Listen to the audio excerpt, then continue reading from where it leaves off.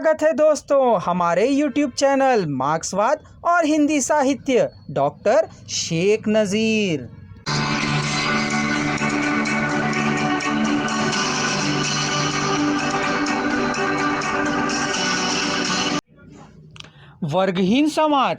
वर्गहीन समाज की स्थापना केवल सर्वहारा एकाधिपत्य से ही हो सकती है। इसलिए मार्क्सवाद वर्गवत समाज के अस्तित्व का उन्मूलन करता है।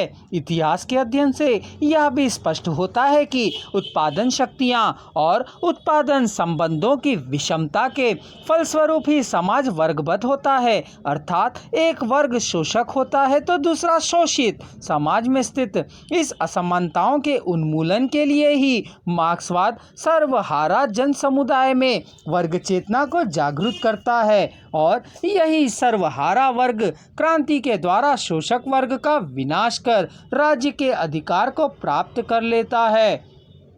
जब सर्वहारा वर्ग उत्पादन साधनों के सामाजिक संपत्ति में परिणत करता है तो व्यक्तिगत संपत्ति मतलब प्राइवेट प्रॉपर्टी का प्रश्न ही नहीं उठता है। फलतः आर्थिक व्यवस्था में संतुलन आ जाने से समाज में वर्ग की बात ही नहीं उठती, अर्थात मूर्तः वर्ग संघर्ष का भी विनाश होगा। इस प्रकार सर्वहारा एकाधिपत्य समाज से वर्ग संघर्ष को समाप्त करते हुए एक मुख्य साधन है, किंतु मार्क्सवाद का लक्ष्य नहीं है, बल्कि वर्गहीन समाज की स्थापना करने के लिए यह एक साधन मात्र है। मार्क्सवाद के अनुसार सर्वहारा एकाधिपत्य द्वारा स्थापित वर्गहीन समाज में सब व्यक्तियों के जीविकोपार्जन का एक ही आधार श्रम होगा।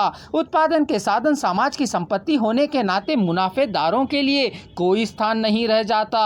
हर व्यक्ति अपनी योग्यता के अनुसार काम करके अपनी आवश्यकताओं की पूर्ति पर कर सकेगा। तब समाज में ना कोई भूखा होगा और ना ही कोई विलासी।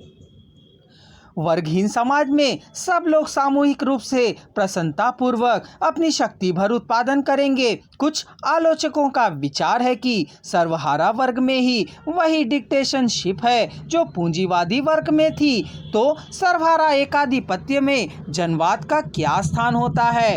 इसके उत्तर में स्टालिन ने स्वयं अपनी प्रसिद्ध रचना लेनिनवाद के मूल सिद्धांत में कहा है, पूंजीवादी झंडे के नीचे स्थापित जनतंत्र पूंजीवादी जनतंत्र है। वह अल्पसंख्यक शोषकों का जनतंत्र है जो बहुसंख्यक शोषितों के विरुद्ध और उनके अधिकारों का गला घोट कर स्थापित किया गया है। सर्वहारा वर्ग के एकाधिपत्य में ही शोषित जनता को वास्तविक स्वाधीनता मिल सकती है, तभी मजदूरों और किसानों का शासन में भाग लेना भी संभव हो सकता है। सर्वहारा एकाधिपत्य की छत्र छाया में स्थापित जनतंत्र सर्वहारा जनतंत्र है, बहुसंख्यक शोषकों के विरुद्ध और उनके अधिकारों को नियंत्रित करके ही की गई है।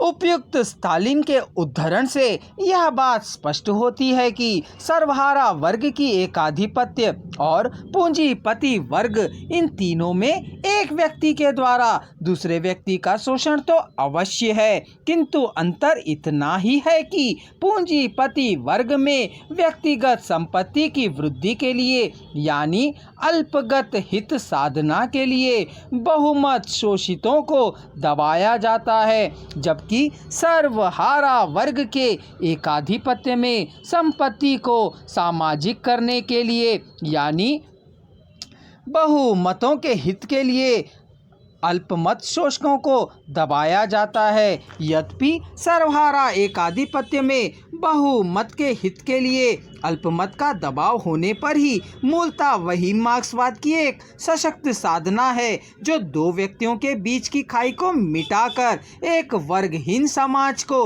प्रतिष्ठित करता है। वही वर्गहीन समाज साम्यवादी समाज के नाम से पुकारा जाता है।